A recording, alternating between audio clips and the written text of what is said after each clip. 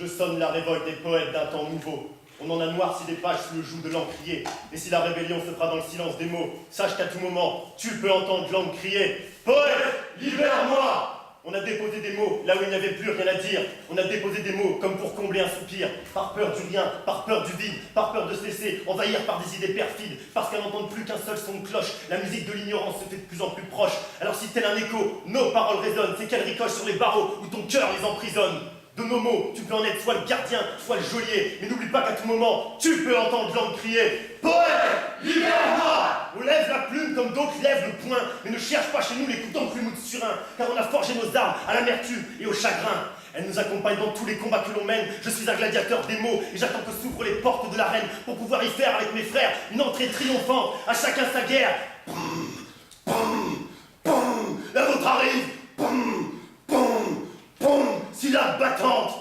Je ne veux pas te faire adhérer une doctrine, mais la guerre des poètes va éclater dans ce monde. Et si tu sens une boule au milieu de la poitrine, c'est toi aussi que tu as la révolte qui gronde. Et si tu n'entends pas encore en toi l'oral du guerrier, dis-toi qu'à tout moment, tu peux entendre l'angle crier « Poète, libère-moi » Sa voix se fait de plus en plus forte, jusqu'à déchirer notre enveloppe corporelle. C'est l'encre du cœur qui frappe à la porte. Un battement de cœur, un battement d'aile. Tant de battements dans lesquels on a laissé des plumes. Mais tant qu'il nous en reste une, on s'éloignera du bitume. Alors prends ton envol avec nous et arrache les idéaux de la terre. Quelques mots pour ne plus être à genoux. Quelques vers de ciel pour quelques vers de terre. Il est peut-être un peu tôt pour une révolution céleste, mais avec des mots, on peut au moins tester une révolution terrestre. Notre voix va résonner, et plus personne ne pourra le nier. Et si elle n'est pas assez forte, on pourra toujours entendre l'angle crier « Poète, libère-moi, écoute !»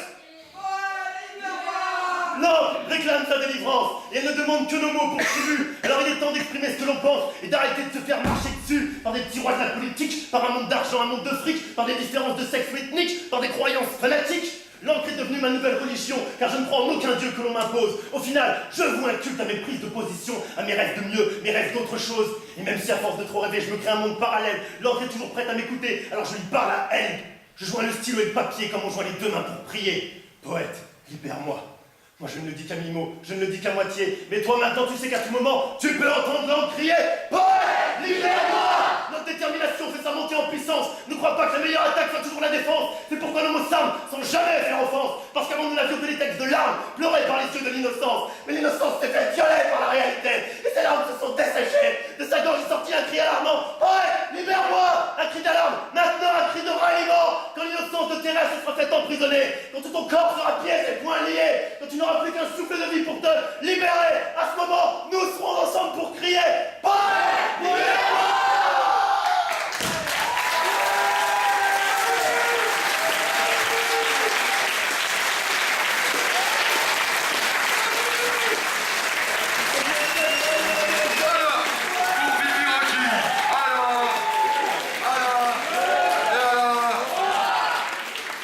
Alors, oh là là, nous avons un 6,1.